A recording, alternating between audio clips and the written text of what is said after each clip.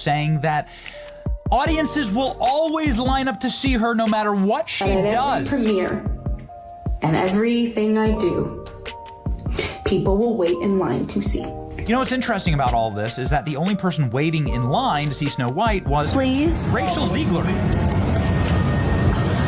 Okie dokie. I am walking into Snow White, 2 p.m., now seating.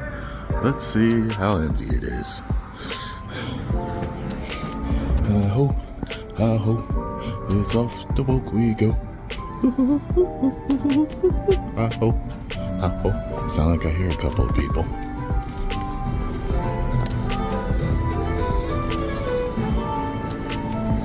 One, two. Okay. 2. Weird. Rachel Zegler has officially hit rock bottom, and it's not just a career stumble. It's a full-blown industry rejection. In a move that stunned even Hollywood insiders, Disney has begun quietly erasing its Snow White reboot from existence. It's not just being pulled from theaters. Streaming links are vanishing, merchandising shelves are being quietly rearranged, and future projects connected to the same creative direction canceled. Disney, once the most powerful studio on the planet, has seemingly decided this reboot never happened. Billions in investment, gone. And in the eye of this hurricane, Rachel Zegler, a young actress who went from the face of the future to the face of a cinematic collapse. Far left-wing activists in Hollywood are turning on her, and Disney has canceled all of Rachel Zegler's appearances on their media platforms. Kind of tough. And there is no resolution in sight for the Walt Disney Company when it comes to Snow White 2025 at the box office. This is exactly why Bob Iger, the Disney CEO, is in pure panic mode over not just the Rachel Zegler backlash, but the entire backlash surrounding this movie in general. But this wasn't just a bad weekend at the box office. This was a cultural combustion. Theaters across the country were contractually obligated to keep Snow White on screens for a set duration. But after dismal turnout, even on prime weekend slots, theater owners began to rebel. Some begged Disney to let them cut the film early. Others didn't even ask. They just swapped it out with anything that could draw more than 5 people. Horror flicks, reruns, literally anything. And then came the viral moment. A video posted from inside one of the showings showed a shockingly empty theater. Rows of untouched seats, barely a soul in sight. The video panned slowly, revealing the uncomfortable truth. This wasn't just a flop. This was an abandonment, and the story didn't stop there. Internationally, the backlash was even more severe. Lebanon didn't just remove the movie from listings, they banned it outright. Completely. No screenings, no digital imports, no Blu-rays or DVDs on shelves. Official channels went silent. For a Disney production, especially a princess reboot, this was unprecedented. And as Disney scrambled to save face, something unthinkable happened back home. Lilo Stitch, a low-budget live-action adaptation of a quirky early 2000s animation, began outpacing Snow White in pre-sale buzz. Then it blew past its entire US box office total in one weekend. No Avengers, no Pixar pedigree, just an alien in Hawaii. And yet, it crushed Snow White like a paper cup. The damage extended to the merchandise aisles. Where we can entertain responsibly, obviously we try to do that. We try to have a positive impact on the world. But the first thing we need to do is entertain. Disney had deliberately limited inventory to create artificial demand. It backfired. T-shirts, dolls, mugs, all of it sat untouched. Even months later, stores are stuck with unsold stock. Employees quietly began removing displays. Retailers began marking down items en masse. Some stores even tried bundling Snow White merch with other unrelated Disney products just to move inventory. And yet, fans weren't buying. The branding was radioactive. Meanwhile, Rachel Zegler, once the golden child of Disney's new era, was facing a storm unlike anything she had prepared for. Her interviews before release were full of bold declarations, claiming the original Snow White was outdated, that her version was the correction, and that people would line up to see a more modern, independent take on the classic tale. The problem? Audiences didn't want that. Not in the way it was delivered. And when backlash began to snowball online, Rachel didn't walk it back. She doubled down. The tone in press clips grew defensive, even confrontational. Her confidence turned into condescension, at least in the eyes of critics. And the internet is never forgiving. Then came the silence from co-stars, and that spoke volumes. Gal Gadot, who played the evil queen. After posting this, she replied to her own tweet and wrote, "And always remember, free Palestine."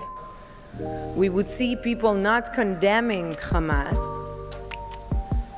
but celebrating, justifying, and cheering on a massacre of Jews. didn't directly slam Rachel, but she didn't support her either. In one now infamous interview, when asked about the backlash, Gal gently shifted blame upward, citing a misalignment at the corporate level. Translation: don't look at me. I just showed up. But it got worse. When pressed about her experience working with Rachel, Gal simply said, "I'll talk about that when I feel comfortable." That one sentence launched 1,000 Reddit threads. It confirmed what many were already whispering, that something behind the scenes had gone very wrong. Andrew Burnip, Rachel's other co-star, took a more dramatic route. He didn't show up at all. No premiere, no promo appearances, no interviews, total blackout. And if that wasn't enough, Rachel herself had all but predicted his disappearance, telling the press months earlier that his scenes might get cut. And they were, almost entirely. All of Andrew's scenes could get cut. Who knows? It's Hollywood, baby. But I say, if I'm going to stand there 18 hours in a dress of an iconic Disney princess, I deserve to be paid for every hour that it is streamed on. For Andrew, that wasn't just disappointing. It was publicly humiliating. No one wants to hear their own co-star essentially spoil their role's deletion before the final cut even locks. It wasn't just unprofessional. It was toxic.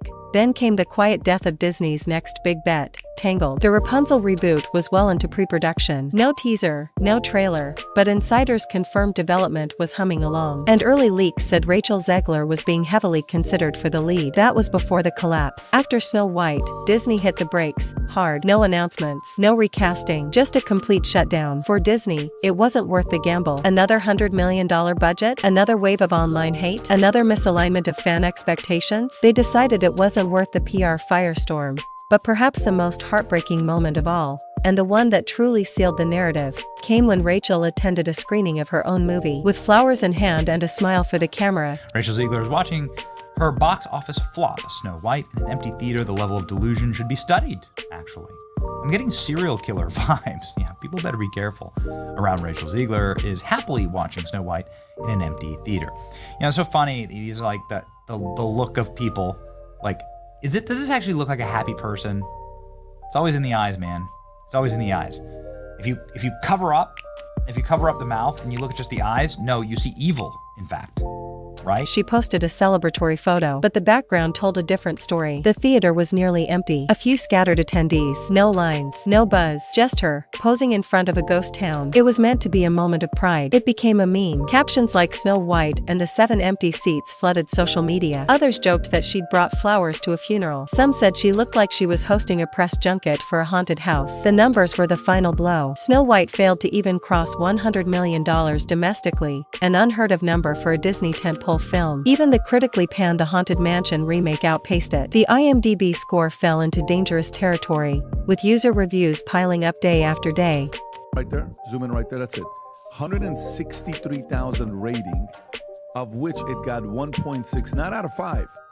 That's going to lose hundreds of millions of dollars, and mainly because of her, and because nobody wanted to support her. Calling the film tone-deaf, joyless, and disconnected from the very audiences it was meant to delight. Rachel's name, once a beacon of Gen Z representation in Hollywood, became a cautionary tale. And then came Minecraft. Yes, the blocky video game film everyone mocked on announcement. It released just weeks after Snow White, and it obliterated it. Audiences showed up in droves. Kids screamed in theaters. Parents laughed. Jack Black danced and shouted into microphones. And there were no political undertones. No lectures. Just zombies, swords, and fun. That was the final contrast. Minecraft was made for fans. Snow White was made for headlines. Industry insiders are now whispering that Rachel's once promising career may be in limbo. Studios are quietly reassessing casting decisions. Directors are passing. PR teams are backing off. She went from being Disney's next it girl to a risk, and no studio wants to gamble right now. And while Rachel herself tries to reclaim the narrative, the damage is done. The cultural momentum has shifted. Even animated titans like The Simpsons and Family Guy are reportedly preparing parodies of the disaster, ensuring Snow White will live on, not as a modern masterpiece, but as a punchline. So the question now isn't whether Snow White failed. That much is clear. The real question is whether Rachel Zegler can survive it. Can she bounce back? Or will this movie be remembered not just as a box office bomb, but as the moment an entire career unraveled before it ever truly began?